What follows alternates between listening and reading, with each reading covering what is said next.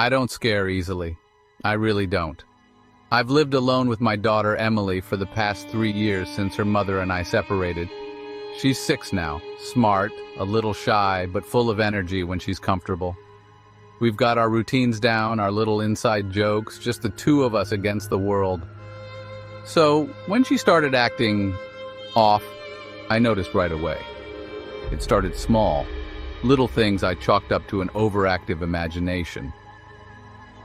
She'd glance over my shoulder while we were eating dinner like someone was behind me. Or she'd pause in the hallway at night, looking into the dimly lit living room like she was listening to something I couldn't hear. But kids do that, right? They imagine things. Then she started waking up in the middle of the night. I'd hear her little feet padding down the hall, stopping just outside my bedroom door. I'd open it, expecting her to tell me she had a nightmare, but she'd just be standing there, silent. "Em, what's wrong, sweetheart?" She'd just shake her head and whisper, "He's in my room." Now that made my stomach drop. But I'm a rational guy. I told myself she was dreaming, maybe still half asleep. I'd take her back to bed, check the closet, the corners under the bed, nothing. Every time, nothing. Still, it kept happening. And then, 3 nights ago, something changed. I was exhausted from work. Emily had fallen asleep early and I was on the couch watching TV, just trying to unwind. I must have dozed off because the next thing I remember was waking up to the feeling of something watching me. You ever wake up like that? Like your body knows something's wrong before your brain does? The TV was still on, casting a flickering light across the room. Everything was quiet. Too quiet. Then I heard it. A creak. Not from Emily's room. From inside the house, near the kitchen. My whole body tensed. I reached for my phone, slowly sitting up, listening. Another creak, closer this time. I swallowed hard, my pulse pounding in my ears. The kitchen was dark. I couldn't see anything past the glow of the TV. Then Emily screamed. I bolted up, running for her room. She was sitting upright in bed, shaking, tears streaming down her face. I grabbed her, held her tight. "It's okay, baby, it's okay. I'm here." She clutched onto me, her little fingers digging into my shirt. Then she whispered, "Daddy, he was in here. He was standing right there." I looked toward where she was pointing. The closet. The door was cracked open. I had left it closed. I know I did. I walked over, my hands shaking, and yanked it open. Nothing. Just stuffed animals and tiny dresses on hangers. Still, I couldn't shake the feeling that something was wrong. I kept the hallway light on that night and let Emily sleep in my bed. I tried to bring it up over breakfast, real casual. "Em, sweetheart, can you tell me about the man you saw last night?" She poked at her cereal, avoiding my eyes. I kept my voice light. "Is he someone from a dream?" A pause. Then in the smallest voice, she said, "He doesn't like when you ask about him." I felt actual chills crawl up my spine. I forced a smile. "Well, that's too bad because I'd really like to know." She hesitated, then whispered, "He stands in the corner. What does he look like?" She shrugged. "I don't know, he's fuzzy." That made me stop. "Fuzzy?" She nodded. Like when the TV has no picture. Static. I tried to keep my face neutral, but inside I felt sick, because I knew exactly what she was describing. I set up my phone to record while we slept. I didn't tell Emily, didn't want to scare her, just placed it on my nightstand, camera facing the hallway. I woke up at 3:12 a.m. No reason, just woke up. And I felt it again, that presence, like something unseen was hovering over me, just waiting for me to notice. I turned my head toward the doorway, and Emily was standing there. Not moving, not blinking, just standing in the open doorway, her small frame barely illuminated by the nightlight in the hall. My heart was pounding. "Em?" My voice was hoarse. "You okay, baby?" She didn't answer, just slowly tilted her head. Then she turned and walked back down the hallway. I sat there, frozen for a second. Then I jumped up, grabbed my phone, and followed her. But her bedroom was empty. The bed was untouched. The blankets still neatly in place. My stomach dropped. I ran back to my room, unlocked my phone with shaking hands, and pulled up the recording. I skipped ahead to 3:12 a.m. I saw myself sleeping, the hallway still and empty.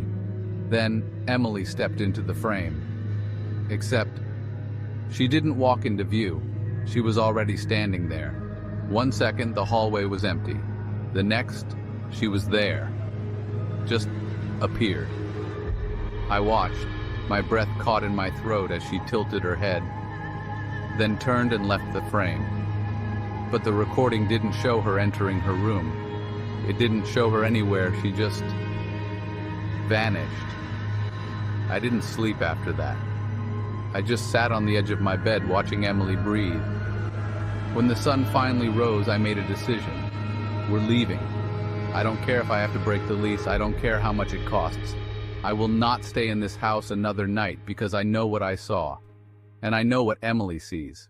She calls him the fuzzy man. I don't know what he is, I don't want to know, but I do know one thing. He's not imaginary. And he doesn't like when you talk about him.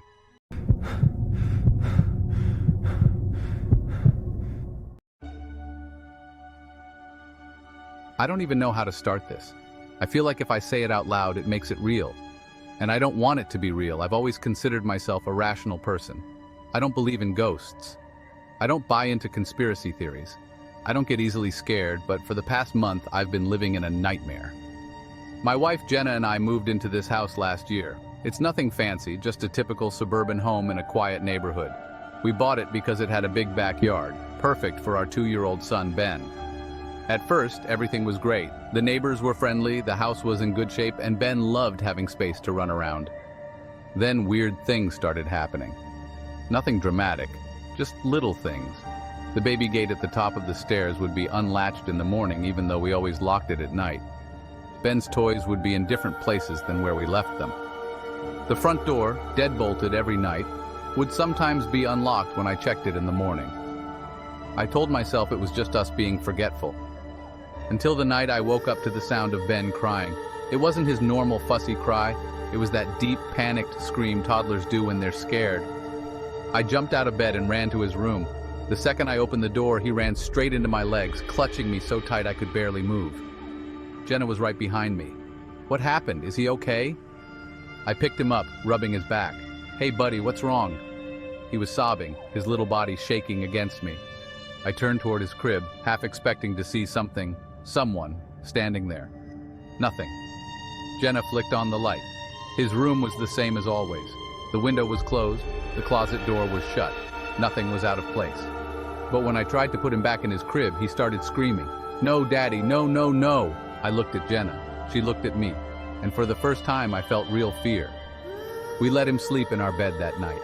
He clung to me, his little fingers gripping my shirt even in his sleep. The next morning, I checked the baby monitor's footage. It records whenever it detects motion, so I scrolled back to around the time he had started crying. At first, it looked normal. Ben, tossing and turning in his crib, rolling onto his side. Then, something moved. Not him. In the background, just near the closet, the camera caught a shift in the shadows. I leaned in, heart hammering. It was quick, just a flicker of motion. But then, for a split second, I swear to God, I saw the closet door open. Not all the way, just a crack, enough for someone to be watching. I slammed my laptop shut so hard Jenna jumped. What? She asked, startled. I forced myself to laugh. Nothing, just me being paranoid. I didn't show her the video, I couldn't, because if she saw what I saw, she'd never feel safe in this house again. But that night, I stayed awake, and for the first time, I truly listened. It was nearly 3 a.m. when I heard it, a soft creak. I sat up in bed, barely breathing, another creak coming from Ben's room. I grabbed my phone and opened the baby monitor app. The camera feed loaded, a grainy night vision image of his crib filling the screen. At first, everything looked fine. Ben was curled up, his chest rising and falling with slow breaths. Then, I saw it. The closet door was open, not wide, just a few inches. I stared, my pulse thudding in my ears. Then, as I watched, it moved, just an inch. Someone was inside. I didn't think, I just ran. I threw open Ben's door so hard it banged against the wall, but the second I stepped inside, the closet door was shut. Ben stirred in his sleep but didn't wake up. I stood there, my breath shallow, staring at the closet. I wanted to rip the door open, to find whoever or whatever was inside, but I didn't. Because a small, terrifying voice in my head whispered, "What if there's nothing there? What if you open that door and it's just an empty closet? What if you tell yourself it was nothing, but tomorrow night it happens again?" I backed out of the room and locked the door behind me. The next day, I installed a second baby monitor, one inside the closet. That night, I lay in bed staring at the new feed. The closet sat there in the dim light, door closed, undisturbed. Hours passed. Then, at 3:14 a.m., the camera glitched, just for a second. And when the feed came back, the closet door was open. I felt a cold sweat break out over my skin. I waited, my fingers gripping the sheets. The camera recorded in 30-second clips whenever there was movement, so I refreshed the feed. And there it was, the newest clip. I tapped it with shaking hands. The screen flickered, then played. At first, nothing. Then, from inside the closet, the camera picked up movement, a shift in the darkness. Then, slowly, painfully slowly, a hand emerged from the shadows. Long fingers curled around the doorframe, holding completely still, just watching. The clip ended. I shot out of bed, shaking Jenna awake. "Get Ben, we're leaving." She knew better than to ask. We grabbed our son, our keys, and we left. We didn't pack, didn't turn off the lights, didn't stop to breathe. We just drove. The next morning, I called the police. They searched the house, and they found something. The attic access panel in Ben's closet had been tampered with. The nails had been pulled out and replaced, loosely, like someone had been coming and going, like someone had been living above us, watching, waiting. We never went back. I still have the footage. I don't watch it anymore. Because the worst part, the hand that reached out from the closet, it was small. Too small to belong to any adult. And I have no idea who or what was living in our home.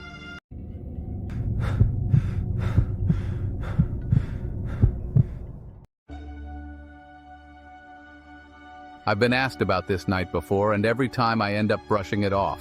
People never really believe me when I tell them the truth. They smile, nod, and assume it's just some weird story I made up to sound interesting. But what happened that night was real. Too real. I was 23 at the time, just a few years out of college, and I was doing the usual thing, living paycheck to paycheck, trying to figure out what the hell I was supposed to be doing with my life. One of the few ways I made extra cash was by babysitting. I know, it sounds kind of weird for someone my age, but I knew the kids. They were neighbors, Kelly's kids. Kelly, this sweet woman in her late 30s, with a husband who worked a lot and a pretty hectic schedule. She'd ask me once in a while to watch the kids, Emma and Aiden, just for a couple of hours.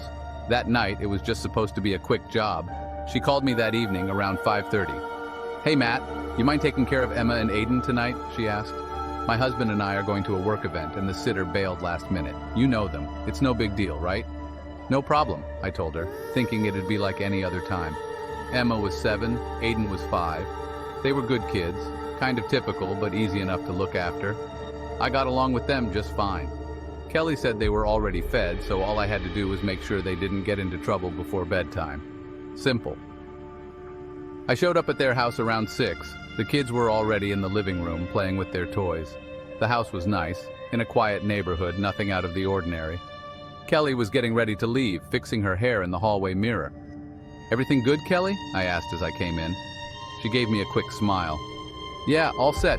We'll be back before midnight, don't worry about it. You know where everything is?" "Yep," I said, giving a thumbs up. I'd been here enough times to know the routine. "Okay, great," she said, grabbing her purse. "Make sure they get to bed by 9 at least. You've got this, Matt." She looked relieved. She gave the kids a quick kiss on the cheek, and then she was gone. The first hour or so went by like nothing. The kids were doing their thing, and I was sitting on the couch scrolling through my phone. Nothing felt unusual. Emma and Aiden didn't fight, didn't get into trouble, just typical kid stuff. But then, something started to feel a little off. Not in a way I could explain, just a general unease that started creeping in. I wasn't sure what it was. Maybe it was the quiet. The kids were usually chatty, but tonight they seemed off. Emma, in particular, was quieter than usual. She wasn't talking much, just staring at her coloring book. Aiden, usually full of energy, wasn't running around. He was sitting next to his sister, his little face scrunched up like he was in deep thought. "Hey guys," "You good?" I asked, trying to make some conversation. Emma barely looked up from her book. "Yeah, we're fine." Aiden shifted beside her, his voice barely a whisper. "There's someone outside." I chuckled a little, figuring they were just trying to mess with me. Kids love that kind of stuff. "What do you mean, Aiden?" "There's a man," Emma said suddenly, her voice so quiet it almost didn't register at first. "He's watching us." I looked over at her. The way she said it, there was something about her tone. I didn't know how to explain it, but it wasn't playful. She wasn't joking. "Come on," I said, trying to brush it off. "No one's out there, it's dark. You guys are just imagining things." But Emma just shook her head. "He comes when it's dark. He watches through the windows." Aiden clung to her, his small hand gripping her sleeve. "He was here last time. I'm not going to lie." I felt a chill run down my spine. It was stupid, I knew, but my mind started running through all kinds of worst-case scenarios. Could someone be outside? Was there someone watching us? I figured they were just scared of the dark, maybe letting their imaginations run wild. But I decided to check anyway. I stood up and walked over to the window, pulling the curtain back slightly to peek outside. The yard was empty, the only sound being the hum of streetlights from down the block. Nothing out of place. "See," I said, trying to sound more confident than I felt. "There's nothing out there." Emma didn't seem convinced. She stayed silent, just watching me with those wide, dark eyes of hers. Aiden was still clinging to her side, his face buried in her shoulder. Then I heard it. It wasn't loud at first, just a faint tapping like fingernails on glass. I froze. I didn't want to jump to conclusions, but my heart rate kicked up a notch. I turned slowly to look at the windows. Nothing there, but the noise continued. Soft, rhythmic, tap, tap, tap.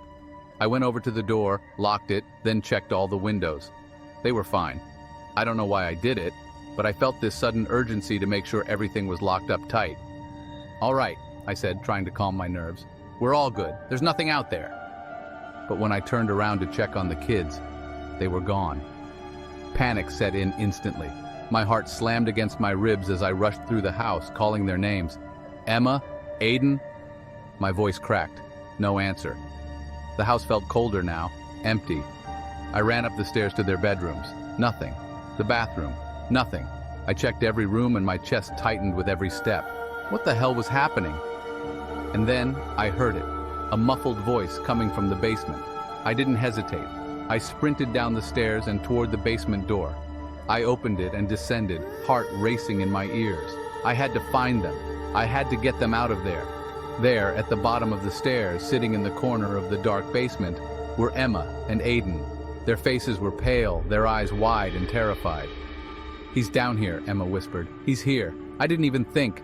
I grabbed them both, pulling them up, almost dragging them up the stairs. We needed to get out. I didn't care if Kelly came home. I didn't care about anything except getting those kids out of that house. I shoved the front door open and we ran outside. I didn't stop running until we were on the porch, out in the light of the street lamp. Kelly and her husband got home around 11:30, just as I was sitting with the kids on the porch. Kelly rushed over to us. "Matt, what's going on?" I couldn't even explain it. I couldn't get the words out.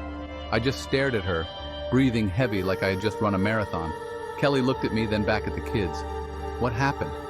Emma just shook her head, her voice so small. "He was here, Mommy." Kelly went inside to check things over. The house was exactly how they left it. No one had been in, no signs of anything strange. I never babysat for them again. I don't know what happened that night, and to be honest, I'm not sure I want to know. But every time I think back, I can still hear that tapping sound. I can still feel those little eyes on me, and every now and then, when it's late and I'm alone, I get this feeling that someone's watching me, just like Emma said. And I don't know if I'll ever shake that feeling.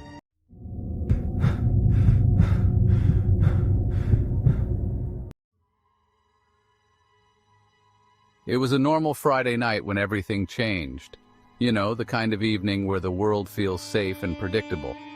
My name is Kate, and I'm a single mom raising 2 kids in a quiet suburban neighborhood.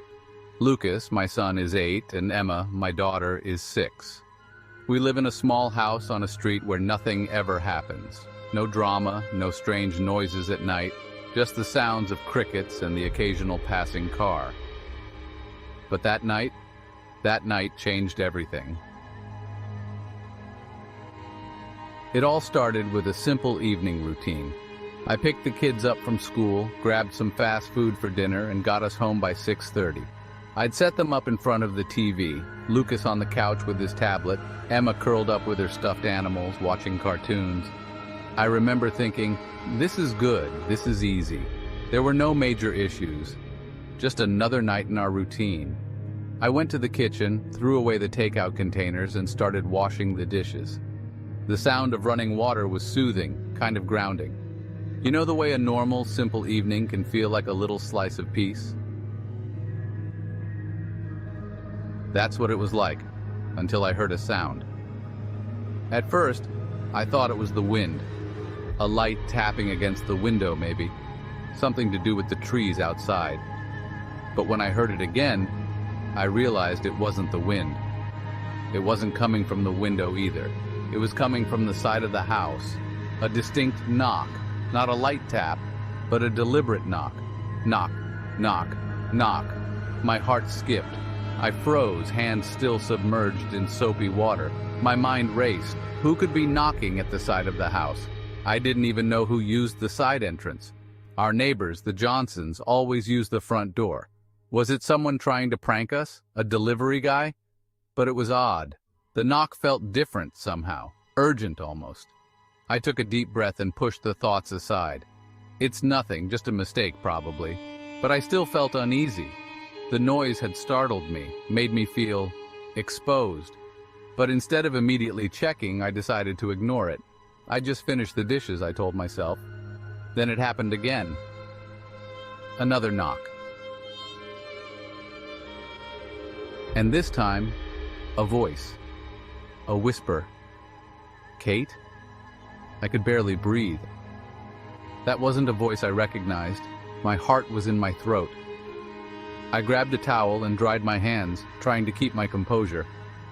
My body was telling me to check, but I was hesitant. What if I was overreacting? It could be someone who just thought the house was empty, maybe a mistaken identity. But the more I thought about it, the more wrong it felt. I went to the window that looked out onto the side yard. Nothing. No one. My breath left me in a slow exhale. Okay, maybe I was just imagining things. There was nothing out there. But the hairs on the back of my neck were still standing on end. I moved to the front door, peered through the peephole, and saw nothing there either. No strange cars, no figure in the driveway, no one standing by the porch. The night was still, almost too still. Just as I started to think I was being ridiculous, my phone buzzed on the counter. It was a text from Matt, a neighbor a few houses down. I glanced at the screen, and my heart sank. Kate, you good over there? Saw someone walking around your side yard for a few minutes. Thought you might want to know. Let me know if you need anything. I stared at the screen, my mind racing. Someone was in our yard? My yard? The side yard where we don't even go unless we're working on the garden? Who would be out there and why? I dialed Matt's number immediately, my fingers shaking. It went to voicemail. I tried again. Voicemail again. A pit formed in my stomach. Why wasn't he answering? I debated calling the police, but I didn't want to be the paranoid neighbor. It was probably nothing, right? But then I heard a noise again. Not a knock, but a soft rustling outside the kitchen window. A shadow passing by. My pulse quickened. I had to know who was out there. I looked back at the kids. Lucas was on his tablet, absorbed in his game. Emma was curled up in the living room with her stuffed animal, but her eyes were wide. She was staring out the window. Mom? Emma's voice was small, unsure. Who's that out there? My stomach dropped. I turned, my eyes following her finger to the window, and that's when I saw him. A man, standing still right outside the window. He wasn't moving. His back was to us, but I could see his silhouette against the porch light. He wasn't doing anything, just standing there. It was as if he was waiting for something. I immediately backed away from the window. My breath hitched, and I could feel my heart pounding in my chest. Was this a joke? Was someone playing some weird prank? But no, this didn't feel like a prank. I grabbed my phone again, this time dialing Kevin, my ex-husband. He only lived a few miles away. I needed to hear his voice. I needed someone to tell me I was overreacting. Hello? Kevin's voice was groggy. I could tell he'd just gotten in from work. Kevin, someone's outside the house, I said, my voice trembling more than I wanted it to. I saw someone in the yard, just standing there. There was a long pause on the other end of the line. What? Are you sure? Yes, Kevin, I'm sure. He's just standing there. I don't know what to do. My breath hitched. What if he's trying to get in? What if... Kate, calm down. I'll come over. Don't do anything, okay? Stay inside. Don't open the door for anyone. I didn't want to hang up, but I did. I didn't feel safe anymore. I watched the man from the window, waiting for him to move, but he didn't. He just stood there. I could hear Emma's voice again, shaky. Mom, is he going to hurt us? I didn't know what to say. I couldn't promise her that everything would be okay because I didn't know. My mind was spinning, but then, just as quickly as he had appeared, the man turned and walked off. He didn't run, didn't hurry. He just walked into the shadows, disappearing into the night.